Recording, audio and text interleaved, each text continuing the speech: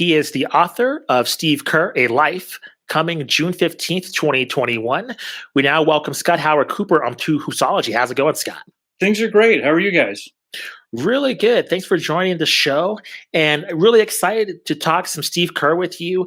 He has such a huge influence because I believe that a lot of players get mentioned in terms of their cross relevance in terms of different generations, but I believe Steve Kerr is the top of that list in terms of his influence from just the late '80s, like the '90s, and then just to now, just a profound influence on the game. So I'll start with a basic question to you, Scott. What really motivates you to start writing a biography of Steve Kerr's life, just considering that his career is not over? Like there's still a lot more time in terms of what's going to happen in terms of his coaching career. Why do you think this was the right time to write this book about him? Well, I first of all, I agree with you. He's got a lot more things to accomplish, a lot more impact that I think he's going to make. And not only in basketball, I don't think that this is the final Steve Kerr biography by any means. He's still got a lot of decades ahead of him. I would be shocked if there wasn't another one at some time on Steve, maybe even on his family, because that's part of the story here. It's an amazing family history when you go back 3 generations so far just of Steve, and who knows what's going to come next. His kids seem awfully bright and like they're going to have a nice future themselves. But what I came to when we decided to move forward to this was it really appealed to me that this was much more than the traditional basketball story. And obviously, Steve is not typical basketball-wise in any means when you look at his career path. But I think what sets him aside, what really drew me to do this as a biography, is that he's had a unique career, but it's a fascinating life. I think what he has done off the court, where his name has come up, his life experiences, the things that have happened to him since he was a youth up until now when he's into his 50s, it's a really fascinating story, even apart from the interesting basketball life. And Scott, where do you think, I guess, Steve Kerr gets that kind of everyman charm from? Because just seeing him in the press conferences, his interviews, he just kind of has that likable charm. It's just kind of like, how can you not like Steve Kerr as a human being, let alone as a basketball coach? Do you know from just writing the book, do you know where that comes from? Just his kind of sensibility with people, just from reporters to players, just kind of having that universal likability? And by the way, all of that is unique. There's no phony about him. He is a good guy, certainly not perfect. And I think a lot of people, when they talk about not liking Steve Kerr, especially in 2021, it's because of his politics, but not his personality. This is a guy that is easily one of the most popular people in the NBA over at least the last 25 years. You really struggle to find somebody who has anything bad to say about him. And as you guys know, that's pretty unique considering a lot of the heated situations people are in with teammates and opponents. This is a guy that has been a player, a GM, as a coach, and he's still very, very popular. And he's always been that way. There's always been this maturity about him, even since he was a kid, and just wanting to play baseball and basketball, just want to hang out with his buddies in Southern California. And his parents would say, time to go to Cairo, time to go to Beirut. We're moving to France. He was always uprooted and always sort of kept his head up and found the best in difficult situations. If you ask who gets the credit for that, I think clearly it's his parents. And he's got also 2 older siblings, a brother and a sister, and he's got a younger brother. And certainly that goes into it as well. Just the surroundings he grew up in. His parents always wanted him exposed to unique situations, different cultures, and it obviously came with living in the Middle East for some of his youth and Europe. But also, even you can see that now. He's a guy that just gets along with everybody, and I think a lot of it is because of that upbringing. And if you had to kind of condense that into traits, piggybacking off of what you said there, he's worn so many different career hats since, as a basketball player and then post retirement from his playing days. Is there a certain discernible trait or maybe a couple different traits that you picked up on as kind of the, I guess, maybe string tying all this success that he's had together? Because it's not often that you see someone be successful in the broadcast booth as well as a GM and a coach in all those different hats that he's worn. I would say probably two jump out. The maturity that I mentioned a minute ago. He's a guy that has always carried himself well. He shows his emotions. He's cried on the basketball court on several occasions and doesn't care. He's gotten furious in front of people and doesn't care. He's got a big time temper.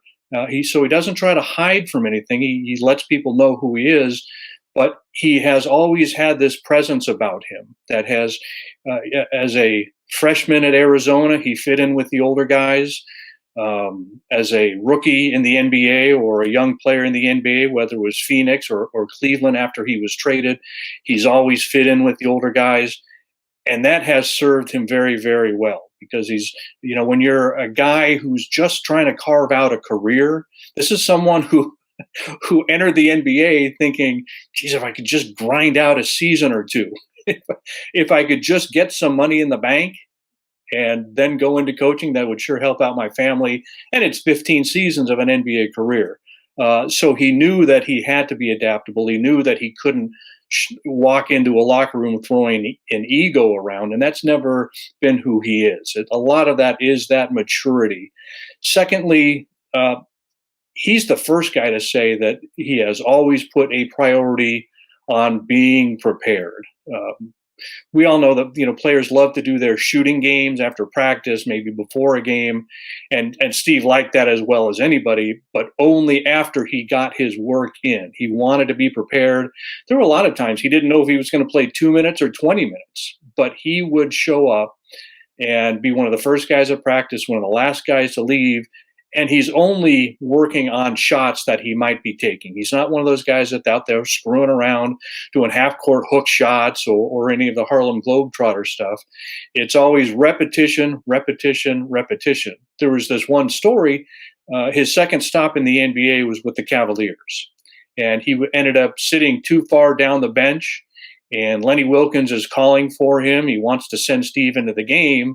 And Steve doesn't hear him. And so Lenny calls for somebody else and they go in the game and Steve misses an opportunity, which again, for a guy just trying to scrape together a career at that point, you miss any game opportunity. That's a huge deal. He always kicked himself for that. He just said, why didn't I hear Lenny? So from then on, he made a point to sit as close to the coach as possible. He didn't want that to happen. He always wanted to prepare for the shots that he might get. He spent a long time preparing to be an NBA head coach before he wanted to actually take on the role of NBA head coach. He knew he wanted to do the job, but only in the right time when his kids were old enough that they were either out of the house or close to being out of the house. And yet for several years before that, he was taking notes. He was putting files together, Word documents, video clips, putting things together that he may want to use. Preparation, that's a huge part for Steve. Scott, I want to ask you, Steve Kerr he was very fortunate to play under the coaching tree of Phil Jackson and Greg Popovich, and of course his time with Michael Jordan as well. In terms of his coaching style, you mentioned how he had the preparation to become a head coach, but which do you think he took from the most in terms of coaching the Warriors? Is it more of a Popovich influence or more of a Phil Jackson influence? Is it a combination of both? Where do you think he was inspired by, and do you think it kind of changed over the years depending on, I guess, as he got closer to making the decision to coach the Golden State Warriors? I guess, the question I'm trying to ask is, did he want to come up with his own style, or do you think he was just heavily influenced by one or the other? It's both, actually. And he would be the first to say that he's been greatly influenced by Phil Jackson and Greg Popovich. And also, two of his other coaches are in the Hall of Fame as well. Lute Olson, he took a lot from. Lenny Wilkens, he really liked playing for Lenny, and there's so many positive in Lenny Wilkens' coaching career, obviously, that he could take from that. He also talks about the positives from other people that he worked with along the way. So he would say everybody, and that's partly him being diplomatic and partly him being honest. Clearly, though, Phil and Popovich are the ones that have influenced the most. If you ask me to pick between those two, I'd probably say Phil a little bit because that ball movement with the triangle offense that became famous when with the Bulls, and Steve was a part of that. One of the reasons Chicago wanted this guy that nobody else wanted at the time was because they thought he was a perfect fit for the triangle offense. Constant motion. Even you have Michael Jordan on your team, you don't want the ball stopping in Michael Jordan's hands and telling everybody else to get out of the way. So I think there was much more ball movement with the Bulls and then with the Spurs, especially early on. When Steve got to San Antonio, he was actually a little bit frustrated that the ball didn't move as much. So I think probably Phil. But you see it in both of those guys, especially personality-wise, the way they handle different situations, the way they not only allow the outside world to come in but encourage it. A lot of this about Steve Kerr being so outspoken in recent years. That's right out of the Greg Popovich playbook. That's right out of the Phil Jackson playbook. So there's no question that the people he's played for and worked with have had tremendous influences. Absolutely, and we've kind of, I think, only had a small glimpse of his coaching in certain aspects. Like the kind of characterization of Phil Jackson as a coach is he's a genius at chemistry and managing high level talent. We've gotten to see a lot of that of Steve Kerr, and then kind of more recently, unfortunately, due to injuries, I think we've gotten to see some more of the player development side, which maybe some would argue is kind of more along the lines of Popovich, though he certainly had top tier talent. Have you had a sense of Kerr's philosophy over the last 2 years, kind of in uncharted waters for him as a coach, in kind of this more stressful, tumultuous, just kind of unfortunate fate, of course, with injuries? Have you had a sense of strategies he's used to manage that, and kind of the focus that he's used these last 2 years in Golden State? Yeah, the uncharted waters and certainly the unexpected. It's not like this was a planned rebuild. It's not like the Warriors won those championships and then said, okay, we've got some old guys, we need to start over. It was forced on him, and so there's been that big adjustment, as you mentioned. He's handled it the only way he knows how, which is to say it sucks. There's no denying that it sucks. Sure. They did all they could do. They've been fortunate. At least this season, they've had Steph Curry playing at a crazy level, so that's kept them going to a certain degree. But he's tried to put a positive on it, which is the only thing he can do, which is to say, this is our chance to develop some of the young players. We're going to now have better players around us when Klay Thompson comes back to join Draymond Green and Steph than we would have otherwise, just because they've had no choice. A lot of these guys have had to play. They found out who can do what a little bit more. But there's no question. It feels like to a lot of people around the league that this is karma, that Steve is trying to get through it. And nobody likes beating up on Steve Kerr because they think so highly of him, but they sure do love beating up on the rest of the Warriors because they feel like that this is payback that has been coming for some of the Warriors' personalities as they were winning. Now it's come back around on them, and the boomerang has hit them right in the forehead. I also wonder, you mentioned that Steve Kerr has so many opportunities. He's succeeded in just about everything that he's done, or he's definitely like learned from his failures and been able to adapt and be resilient. Given the last 2 years too, and also, unfortunately, there have been some health issues where he's had time he's had to take away from the coaching bench. Um, do you think that if you had to predict, or the sense that you get about Steve Kerr, do you think that he will stay around as a coach for several years to come, or could you see, once maybe this dynasty moves forward or he changes rosters? I guess what I'm asking is, do you see coaching as his long-term career if you had to predict?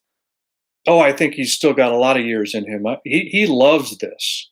He certainly doesn't need the money. He's been taken care of very well as a player, um, especially at the end of his career. And then, he knows that he could have the best job in America is network broadcast analyst, because you He's travel been around, there, yeah. you travel first class, you stay in great hotels, you're driven back and forth to arenas, and the win-loss record never ends up on on your page. So he could still be around the game and making good money if he wanted to. He's obviously made a great deal from the Warriors as well. He's doing this because he loves it. He's really got a passion for it.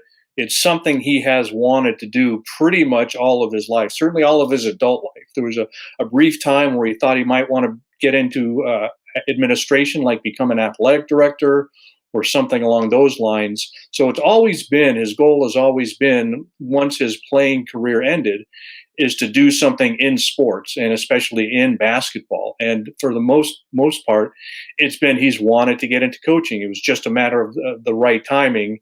And not only has he probably enjoyed it much more than he thought he would, or exactly as much as he thought it would, it's been everything that he would have hoped. When he had those health problems that you mentioned, and he had to step away from the game, that was the reminder to him that you don't cruise through this job, that this is a gift. He knows he's got a great opportunity. He knows that not only is this a great job to have, to be an NBA head coach, but he's got it in an incredible situation, that it's not like he's on the same page with his GM and his owners, and he's had some incredible players. Even if everything ends with the Warriors now, and they don't win a game for the rest of this year or next year, he's still going to find some positives to it. I think he knows that there's opportunities out there for him in other walks, in other parts, maybe away from basketball. Obviously, it has to do with his social activism. He wants to tackle some things in society, but that's down the line. If his health holds up, and that's obviously, we can't speak to his health, Sure. but if his health holds up, I think he wants to do this for a long time. And is that a mix of kind of the interpersonal relationship that you mentioned is so important to him and his development as a human being, as well as that competitive urge as an athlete? Is that kind of what makes coaching so perfect for Steve Kerr, or are there other things outside of that as well? That's most of it. He loves the strategy, but that probably gets into that competition that you were talking about. He's got a big time competitive streak, but he loves the day to day. There's no monotony, or I guess there is for everybody, but there's very little monotony in his life, and even in his career. One of the reasons he was a general manager for a few seasons with the Phoenix Suns, as most people know, and he could have been a GM at other teams after that. But he wanted to get into coaching. He felt like there was this big wall when you're a GM. You're certainly around the team every day, but at the same time, you're in an office. Things are happening down on the court. And he really missed that day-to-day aspect, what most people might find to be a grind. He loves the bus rides. He loves the locker room banter. He loves the energy after a big win. He loves being a part of trying to figure out a solution after a loss. So he loves almost everything about it. Scott, I want to ask you about Steve Kerr's mentality and how he felt when the Warriors were at top, comparing to his run with the Bulls '90s teams. Um, how did he kind of keep that mentality with the Warriors to always keep striving for greatness? Did he kind of use the lessons he learned back with the '90s Bulls, and especially back then in the '90s, there was no social media, and now with Twitter and everything, it seems like the hate is just constant all the time, overflowing compared to back when Kerr was actually playing. There'd be newspaper articles. It was just a lot different to digest a lot of the feedback from fans. So what was his techniques in terms of keeping his team on course to have the Warriors achieve the success that they did? There's always a way to put a challenge out there for a team, and let's also remember that one of the big advantages he had was his players were just as competitive as he was back in the time. And when you're building around Steph Curry, Draymond Green, Klay Thompson, Andrew Bogut, Andre Iguodala, Harrison Barnes, David Lee. I hope I'm not leaving anybody out off the top of my head. Thinking back to the championship Warriors, that's a group of really competitive guys who are professional, who are striving just as hard as Steve is. And one of the reasons they got in trouble one of the years and ended up losing the championship, I think they put out so much energy at the end of the regular season because they wanted to break the Bulls' regular season record for most wins in a season.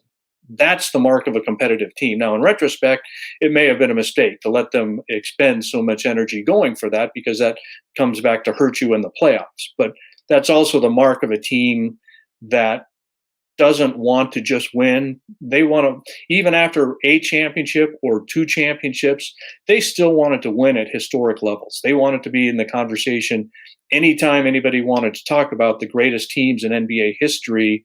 They wanted to make sure that the Golden State Warriors of that era, the beginning of Steve Kerr's run, came up in the conversation. So that was a big help. That it's not like he didn't have to push really hard to get these guys motivated. They had it already. But he always put a priority on keeping things fresh. He always had this great perspective about when to push, when to sort of pull back a little bit. He's one of those coaches that would build in fun stuff to do in practices, maybe cancel a practice on the road and do a little sightseeing, a bowling trip. Those things really help out, especially when you're a team that for a few years in a row keeps playing into June. There's going to be just this sort of drag that is inevitable, and that's one of the ways that his personality really helped out, because it wasn't just about Steve Kerr and the X's and O's and the way he relied on his assistant coaches to really step up and handle a lot of the game planning. It was that personality that we saw that really came through. What surprised you about writing the book? Did anything stand out that were before coming into, and then when you completed it, you're like, holy smokes, I had no idea about Steve Kerr. Did anything surprise you? About the process of writing a book, or about Steve Kerr in particular? Both. Well, that was kind of the neat thing. I've been around Steve for a long time, and so I felt like I was pretty fluent in Steve Kerr. And the fact that I was still surprised by some of the stuff that I was coming up with was really something I was really enjoyable, because that means that it's the same thing that the readers, people who have been following this guy that has been in the spotlight since the 1980s, are still going to find new layers. It's nothing, no big news story. They're not going to find anything. There's no oh my gosh moment. But just the way his life has proceeded, I think that there's a few different things that surprised me. Most of all, none of this was ever supposed to happen. That's really the amazing thing. And this is sort of putting things in context when we talk about new things that people are going to learn. I think this is one of them, that when you string everything together, it's incredible that this happened. His parents were never supposed to meet.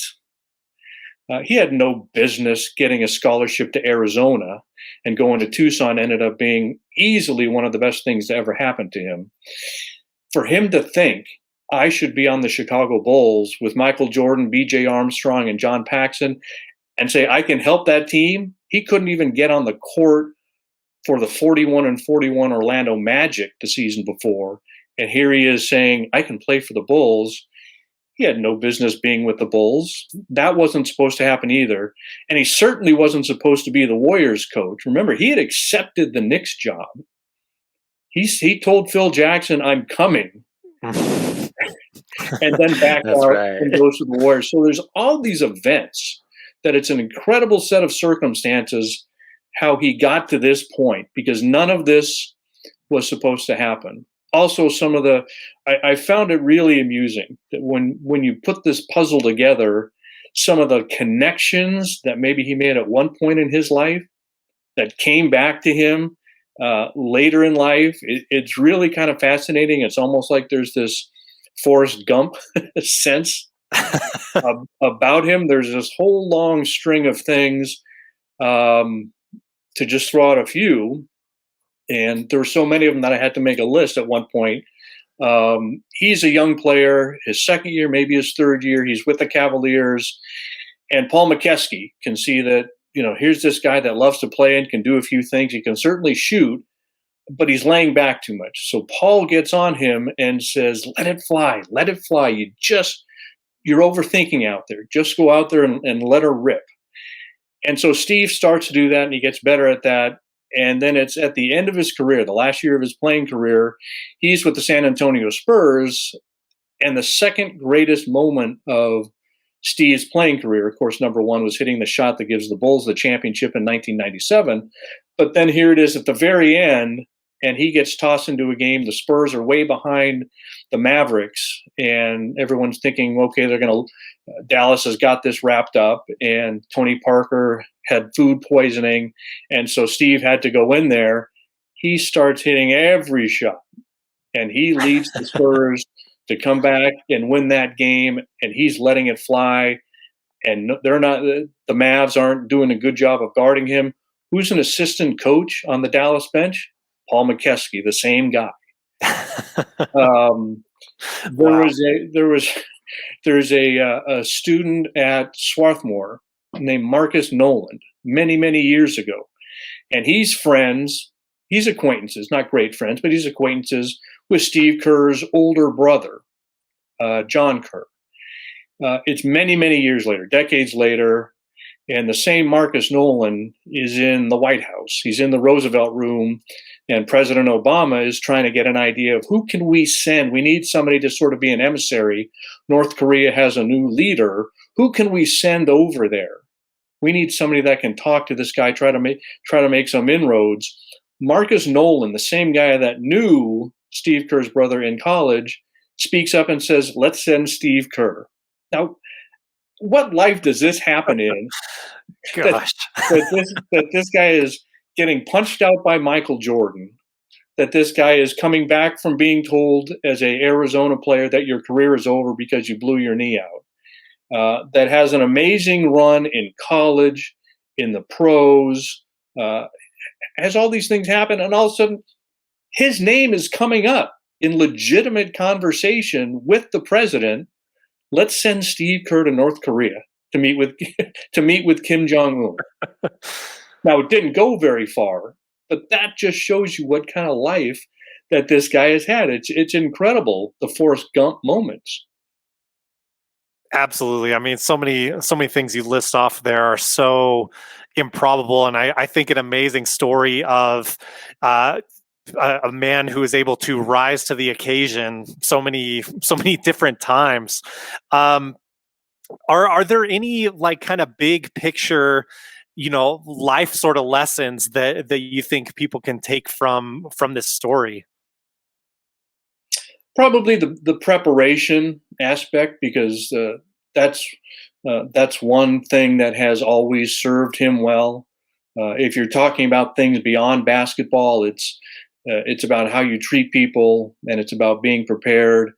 And I don't think that this is any revolutionary idea to say you always want to be prepared, but Steve really embodies that aspect. If you ask that what can people take away from this, and I think that there will probably come a time that Steve's going to write his own book. I don't think it's going to be a straight autobiography. I don't think that interests him at all. I think it's going to be a lot about his discussion about issues in society and life lessons. And certainly one of the biggest life lessons from Steve is that corny reality about always be prepared. Scott, I want to ask you, what were the challenges that you came across when writing the book? Did you encounter any obstacles that maybe prevented you from telling the story you wanted to tell, or was it pretty much pretty easy to pretty much lay out everything, since you spent a lot of time with Steve Kerr? I've spent a lot of time with Steve Kerr over the years. I've had conversations with him. I've interviewed him since he was in college, and we grew up around the same time and around the same place. And I'd been to a lot of the high school gyms that he played in. I'd been to all the Pac-10 gyms, Pac-10 at the time, Pac-10 gyms that he played in, the NBA arenas. So as I said before, I felt really fluent in speaking Steve Kerr. He did not want to participate in this project at all. And if you talk about obstacles, that was a minor one. It certainly was not enough that made us shut it down as he would have hoped. He didn't want the attention. He thinks that this is going to go over bad in the locker room, and so he was trying to bat it down any chance he could. He did answer my questions in group settings, but he would not sit down for a long interview.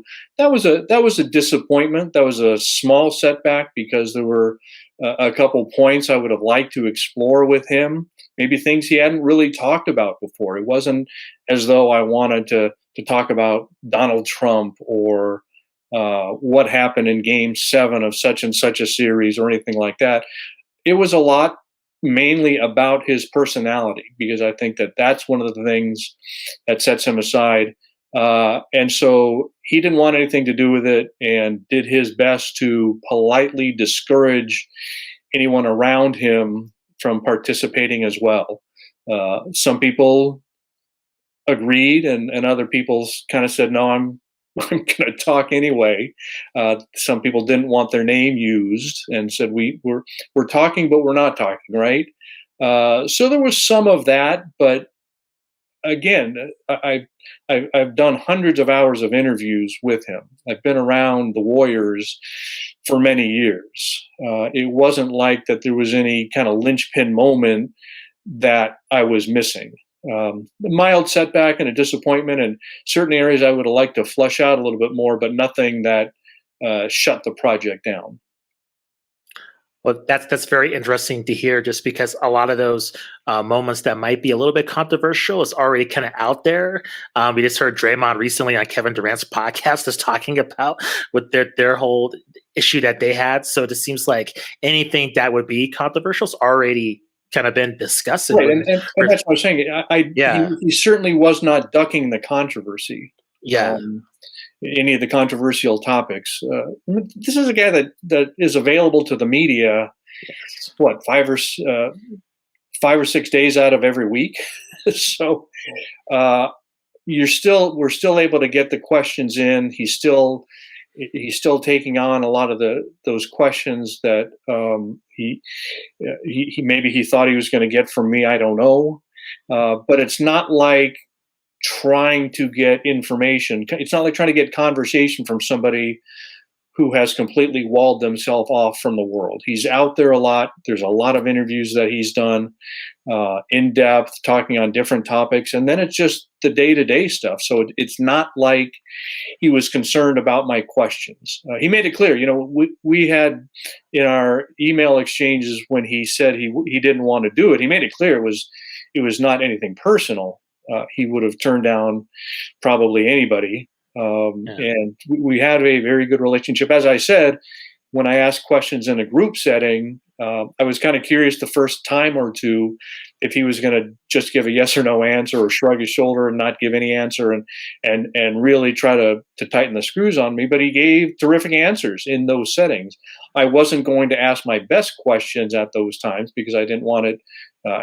There were certain things I was going for that I didn't want somebody to put in their internet story that night or the next morning or something. So I held some of the things back for other times when I could sneak the questions in, maybe without him knowing it. But he still was gracious and professional. He gave a firm no, but also a polite no. Final question for you, Scott. When Steve Kerr's career is said and done, where do you think he's going to just rank among his colleagues in that fraternity of just NBA head coaches? Because I think his influence is pretty profound. Do you think he'll be considered among, kind of his mentors and the coaches he looked up to with Phil and Popovich? Where do you think he's going to kind of stack up? I know it's kind of hard to say, just can I tell in the future? But well, I was just going to say, tell me what happens in the next 10 or 15 years. Right. I guess let's say if his career ended today, if he just said, hey, I'm done, I'm going to go off to a beach, or hey, I want to get back with the TNT guys and reunite with them. Where do you think, I guess, he would rank among his colleagues? Because I feel like coaches don't really get that credit. And I feel, just considering what we're seeing with Steph Curry right now, Steph kind of gets that and a lot of the attention along with Klay Thompson. But, Steve Kerr plays a massive role in that. So where do you think he's going to get a rank and get his credit is due if he were to, leave today among his colleagues? He wouldn't rank up there with his two biggest influence. He's not at the Phil Jackson, sure, Greg Popovich level. And by the way, a lot of what people say about Steve now, they also said about Phil all those years. You got Steph Curry, you got Michael Jordan. All you're doing is rolling the balls out there and letting the guys do their thing. And anybody that knows coaching knows that that's obviously not the case. So I think that around the league, that he has earned a great deal of respect. This is somebody that for many years people thought this guy will be a great head coach. It's not like the Warriors took a big leap by saying, let's hire this guy. It was an interesting hire at the time because they had just fired a guy that was a first-time head coach and trying to feel his way around. And then they went back and immediately hired a first-time coach who would need some time to feel his way around.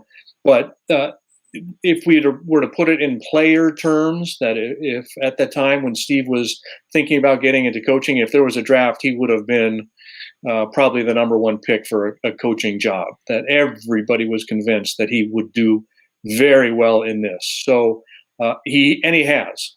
He would be considered certainly one of the best coaches of his era. Again, not up with Pop, not up with Phil, but everybody respects him. Everybody likes him. He's had a great deal of success. He's worked through some difficult issues as sort of a proving ground. And I think if we were to sort of change the question a little bit and say, well, let's go beyond today.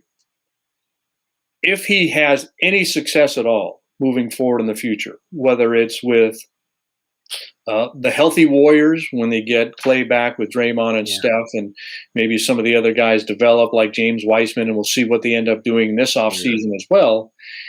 If they have any success with that group, or if that group leaves and then he has some success with the next wave, I'm not even saying 3 championships, but just if he has some good playoff runs, that will help him a great deal. That'll do a lot for his legacy. But if he leaves today, he's been a very successful coach. He's had the Warriors have had a great deal of success in large part because of him. It's obviously Steph and Draymond and the other players and Klay when he's been around.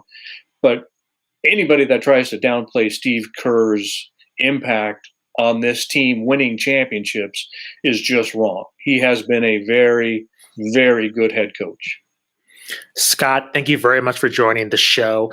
Please let the listeners and viewers know where they can find you on social media, and also reiterate when the book is coming out.